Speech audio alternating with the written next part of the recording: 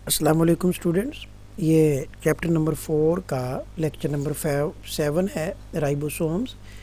इससे पहले हम लोगों ने पढ़ा था एंडोमेम्ब्रेन सिस्टम, जो हमने एंडोप्लाज्मिक रेटिकुलम से शुरू किया, गोल्जी कॉम्प्लेक्स पढ़ा और लाइसोसोम पढ़ा। ये तीनों एक दूसरे के साथ इंटर रिलेटेड ऑर्गेनेल्स हैं और एक दूसरे पे काम करने के लिए डिपेंडेंट हैं।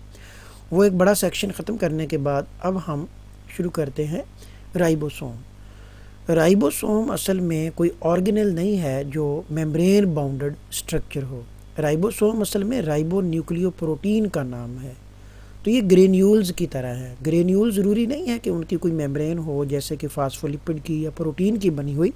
असल में ये राइबोसोम्स ये ग्रेन्यूल्स हैं, made up of equal part of ribosome RNA and protein. Palade ने इनको दरियाफ्त किया 1955 में।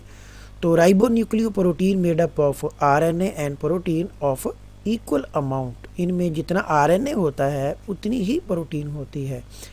तो RNA present in the ribosome, हम उसे कहते हैं राइबोसोमल आरएनए। वो जो पार्टिकल है, स्मॉलर सब यूनिट लार्जर सब यूनिट, वो राइबोसोम है, प्रोटीन प्लस आरएनए, जो कि एंजाइम के तौर पे काम करते हैं। यानी ये प्रोटीन को बनाने वाले एंजाइम हैं जिन्हें हम राइबोसोम्स कहते हैं। तो जो आपको एक लार्जर सब यूनिट, एक स्मॉलर सब यूनिट राइबोसोम की नज़र आती है, जो यूकैरियोट में, प्रोकैरियोट में हम लोग पढ़ चुके हैं कि जी यूकैरियोट में 80S का राइबोसोमल पार्टिकल होता है, प्रोकैरियोट में 70S का राइबोसोमल पार्टिकल होता है। उसकी लार्जर सब यूनिट है, एक स्मॉलर सब यूनिट है। वो जो सब यूनिट है that is protein in which the RNA, ribosomal RNA is basically present. So ribosomes exist in two forms. या तो ये फ्रीली डिस्पर्स होंगे साइटोप्लाज्म के अंदर, या ये अटैच होंगे रफ एंडोप्लाज्मिक रेटिकुलम के साथ। अच्छा, जो ये फ्रीली हैं वो भी प्रोटीन बनाएंगे, जो अटैच हैं वो भी प्रोटीन बनाएंगे। फ़र्क सिर्फ ये है कि जो फ्रीली प्रेजेंट राइबोसोम है साइटोप्लाज्म के अंदर, वो राइबोसोम अपना जो प्रोटीन बनाएंगे, अपनी जो प्रोडक्ट बनाएंगे, वो साइटोप्लाज्म के अंदर रहेगी और वो सेल के लिए होगी। और जो प्रोटीन बनेगी रफ एंडोप्लाज्मिक रेटिकुलम के अंदर, वो लाइसोसोम की सूरत में आ जाएगी या वो सेल से बाहर जाएगी। इसी तरह से जो यूकैरियोटिक राइबोसोम है उसकी दो सब यूनिट हैं। अगेन राइबो न्यूक्लियो प्रोटीन, ऐसी प्रोटीन जिसके अंदर आरएनए है, दैट इज़ राइबोसोम, जो कि असल में प्रोटीन है। ग्लोबुलर स्ट्रक्चर ऑफ प्रोटीन, जो कि आप चैप्टर नंबर 3 एंजाइम में पढ़ते हैं, जिसमें टर्शरी स्ट्रक्चर मोर कॉमन है, उस तरह की प्रोटीन है। और इजाफी तौर पे उसमें आरएनए की कॉपीज़ वो मौजूद होती हैं। तो लार्ज सब यूनिट 60 स्वेडबर्ग की है। स्वेडबर्ग हम कहते हैं जैसे रिवॉल्व पर मिनट होता है, इसी तरह से अल्ट्रा सेंट्रीफ्यूजेशन की एक यूनिट है, हम उसे कहते हैं स्वेडबर्ग। तो 60 स्वेडबर्ग पर ये सेडिमेंट होती है, यानी अल्ट्रा सेंट्रीफ्यूज के ज़रिए से, जैसे कि हम इस चैप्टर को शुरू करते हुए पहले लेक्चर्स में देख चुके हैं कि जब आप इसको घुमाएंगे 60 स्वेडबर्ग की स्पीड के साथ, तो लार्जर सब यूनिट सेडिमेंट हो जाएगी, वो अलग हो जाएगी।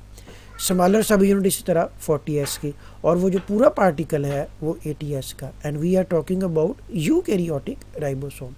प्रोकैरियोटिक राइबोसोम में इससे डिफरेंट है, वो 50 और 30 और कलेक्टिवली 70S। उसमें लार्जर सब यूनिट 50 की, स्मॉलर सब यूनिट 30 की, और कलेक्टिवली वो 70S का होता है, जो प्रोकैरियोटिक राइबोसोम है।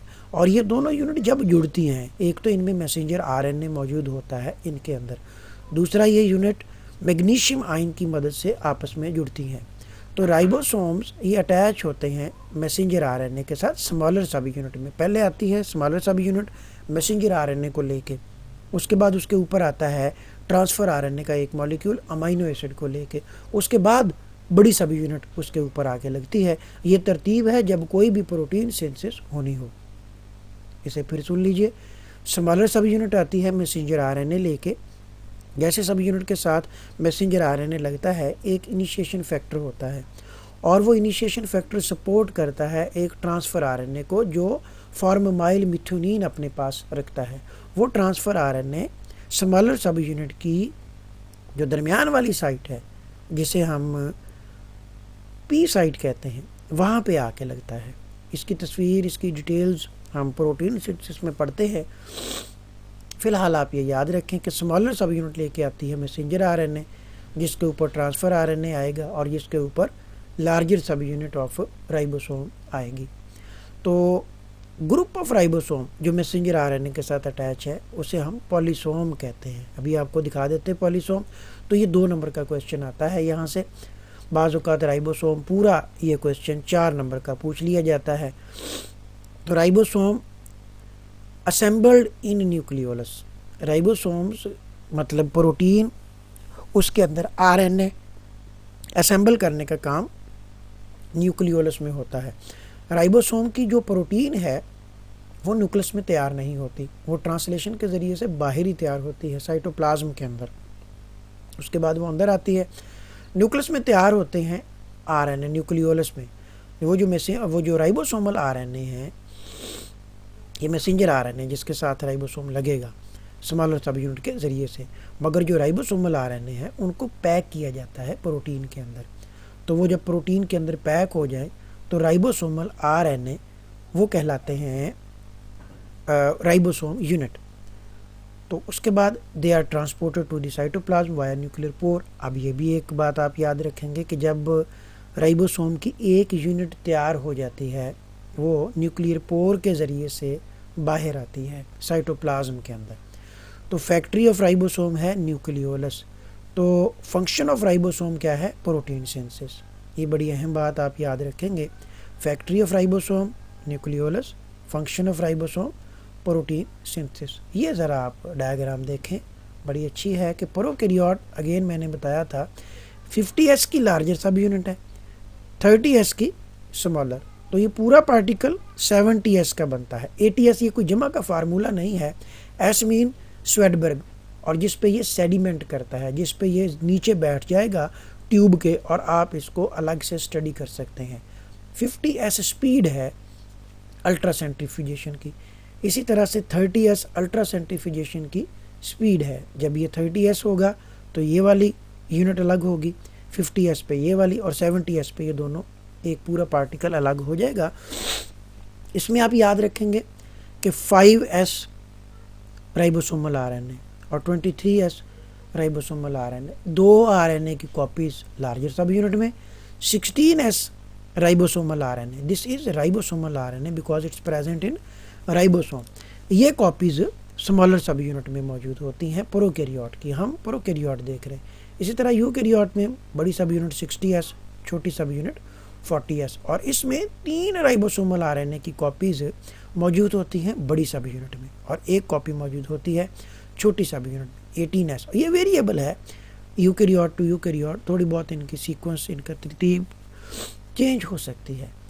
तो 5.8s ribosomal RNA, 28s ribosomal RNA और 5s राइबोसोमल आरएनए ये मौजूद है यहाँ पे। इसी तरह 80s राइबोसोमल आरएनए यहाँ पे मौजूद है। ये पॉलीसोम है। दोनों सब यूनिट अगर जुड़ जाएं तो इसका मतलब है दरमियान में ये मैसेंजर आरएनए मौजूद है।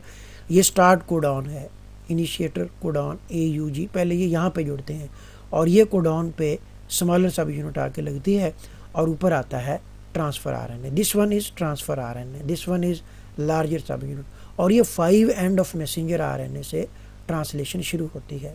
ये 3 एंड मैसेंजर आरएनए है, उसका 3 एंड है, ये 5 एंड है। 5 एंड से मुराद जिसमें राइबोज शुगर की कार्बन नंबर 5 इस तरफ को है और कार्बन नंबर 3 इस तरफ को होती है। ये प्रोटीन बन गई, ये ग्रोइंग पॉलीपेप्टाइड चेन है। तो ये एक से ज़्यादा राइबोसोमल यूनिट लगी हुई है। एक राइबोसोमल यूनिट मूव नहीं कर रही, बल्कि एक से ज़्यादा यूनिट अगर लगी हों तो हम इसको पॉलीसोम कह सकते हैं।